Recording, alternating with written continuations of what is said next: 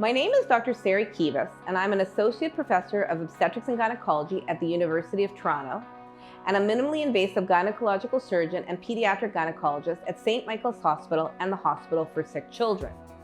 The aim of this video is to discuss the levonorgestrel intrauterine device with a focus on addressing common questions that arise when patients are considering this for treatment. So what is it? An intrauterine device, also known as an IUD, is a small device that's inserted into the uterine cavity. An IUD can be copper or contain a progesterone called levonorgestrel. While the copper IUD is used only for contraception, the levonorgestrel IUD, marketed as Mirena or Kyleena, is used for many other purposes as well. Levonorgestrel is a type of progesterone which is a hormone found in the body. There is very little systemic or whole body absorption of the hormone with the levonorgestrel IUD. The levonorgestrel IUD can be used for contraception, but let's talk about other reasons why we might consider using the levonorgestrel IUD, and more specifically the Mirena IUD. So what does the levonorgestrel IUD treat? Well, it treats heavy menstrual bleeding.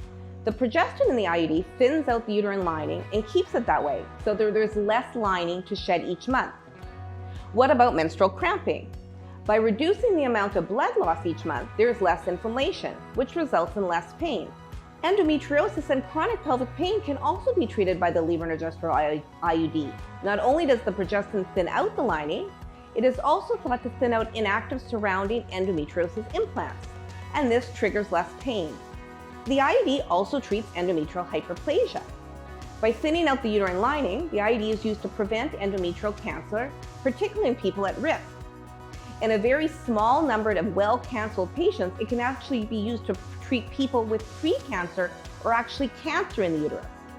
Finally, menopausal symptoms can be treated with the levonorgestrel IUD. If someone is on hormone replacement therapy, estrogen can cause the uterine lining to thicken. Progesterone keeps the lining thin and therefore will prevent endometrial cancer.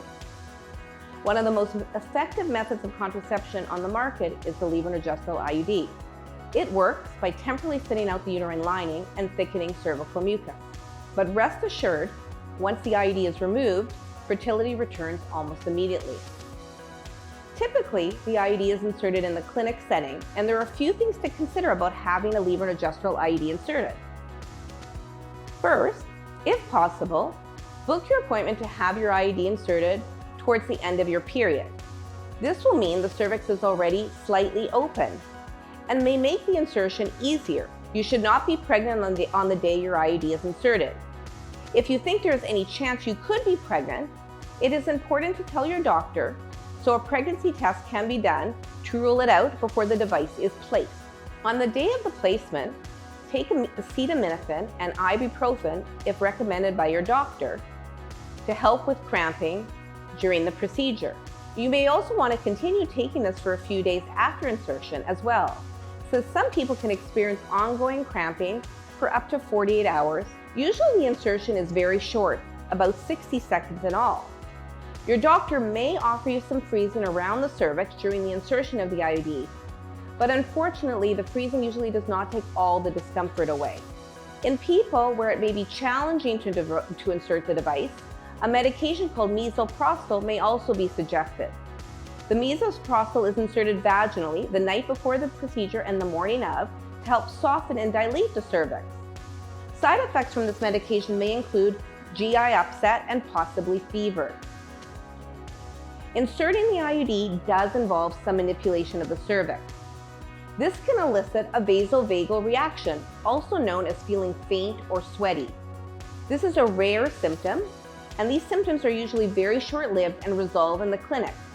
You may have to stay in the clinic a couple more minutes and lie down until these symptoms resolve.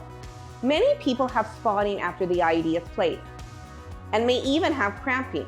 It usually gets better in a few weeks, although you may expect some of these nuisance side effects for up to 6 months.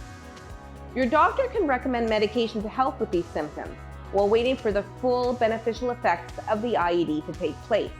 If you're looking at the IUD as a means to prevent pregnancy, Make sure to use backup contraception for 7 days after the insertion of the IUD to prevent pregnancy. Your doctor may ask you to complete an ultrasound after your IUD is placed or return to the office for a speculum exam to check that the strings are there.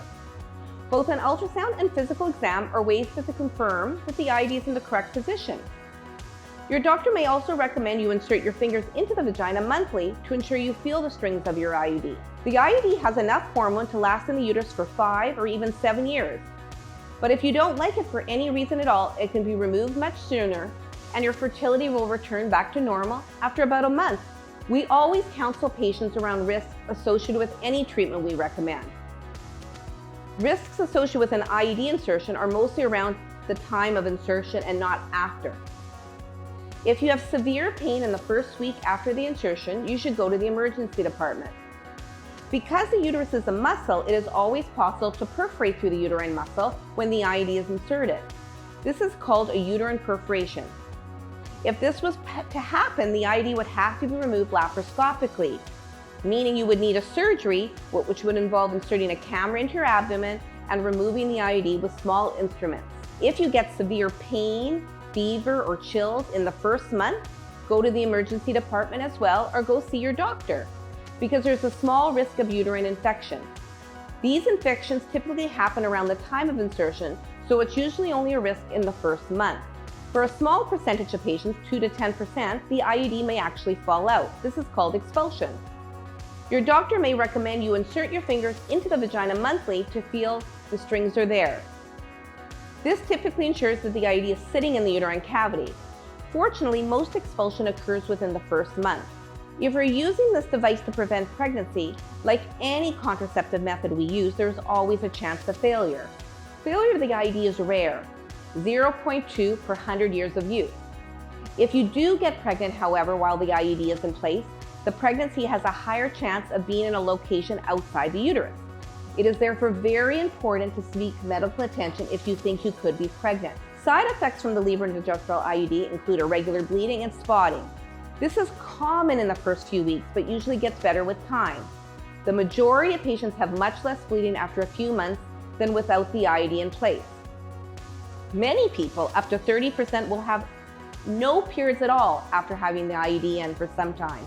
But for the majority of patients have a little bit of bleeding on a monthly basis. Many people ask, is it not safe if I'm not getting my period? Where does the blood go? Is it building up? And this is a really good question, but in fact, the progestin in the levonorgestrel IUD works by thinning the lining. Normally, people should get periods regularly because the endometrial lining has to be shed when it gets too thick, and this prevents cancer. But with the levonorgestrel IUD in place, you don't have to worry about it because the lining becomes very thin and can't overgrow. It's like having a small lawnmower inside your uterus. Cramping during insertion and for the few days after is very normal, and you can use NSAIDs or any anti-inflammatory medication to help with this. Fortunately, with the levonorgestrel IUD, hormonal side effects are much less common than with any other hormonal medication we choose. Acne, breast tenderness, headaches, and mood changes have all been described. This video describes the levonorgestrel IUD. There are 2 available IUDs on the market, the Kyleena and Mirena. You should talk to your doctor about which one is best suited for you. When you go to the pharmacy to pick up your levonorgestrel IUD, you will be surprised about the size of the box it comes in. It is this big, the box. Fortunately, the IUD is not that size. The IUD actually can fit in the palm of your hand, so do not be intimidated by the box size.